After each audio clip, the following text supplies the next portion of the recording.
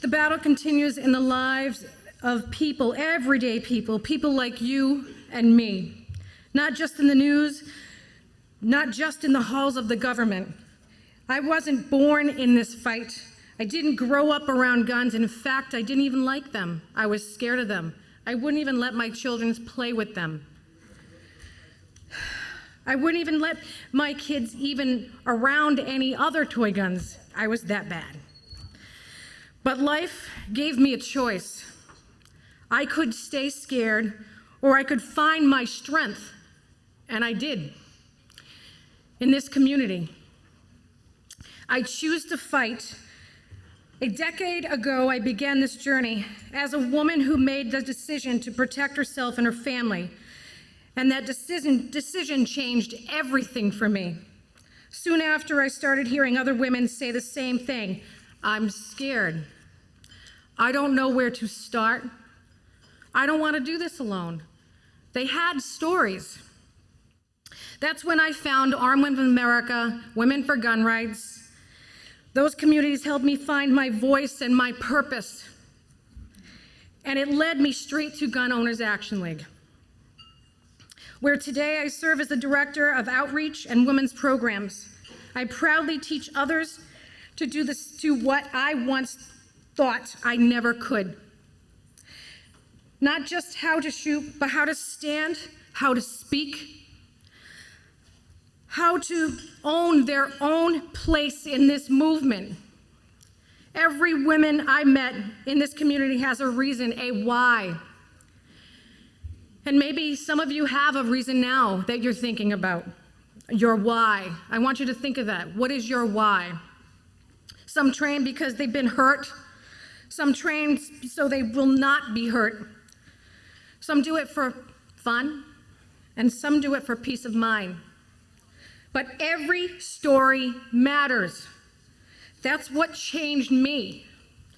My own why sharpened when I realized there are people in power, lawmakers, who would rather silence our voices, who treat our rights like favors, who believe people like me, women like me, should sit down, shut up, and wait to be protected. Nope, not me.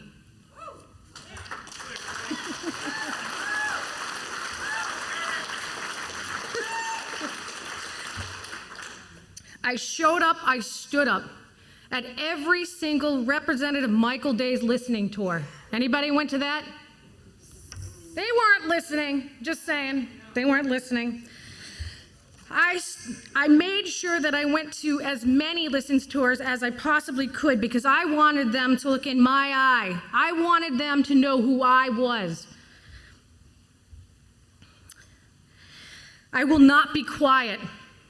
Not for me, not for my daughter and my son, not for any woman who hasn't yet found their voice. I stand for them. I stand for you all. I stand for future generations. That is why tonight matters, because 250 years ago today, ordinary people, farmers, blacksmiths, shopkeepers stood up and said, no more, no more. They didn't wait for permission. They didn't beg for safety. They stood their ground on that field of Lexington and conquered and lit a spark that changed the world. That fire is still burning, and we are their keepers.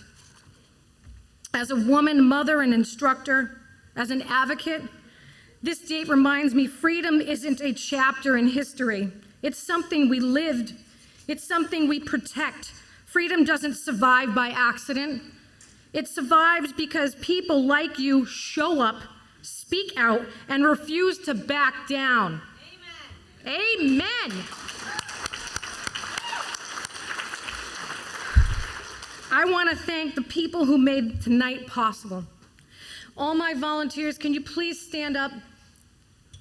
Where are my volunteers?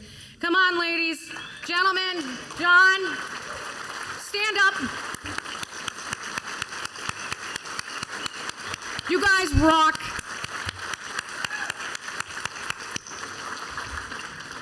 our sponsors, I would like you all to stand up. I want you all to be recognized. If you don't have to stand up, how about you do spread your arms?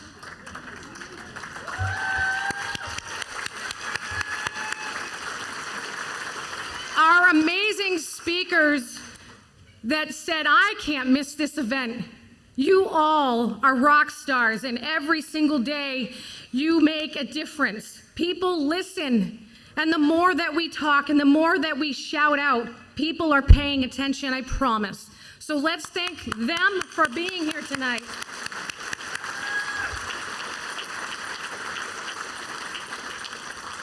You are the reason this mission moves forward. So tonight, this isn't just a celebration, it's a recommitment.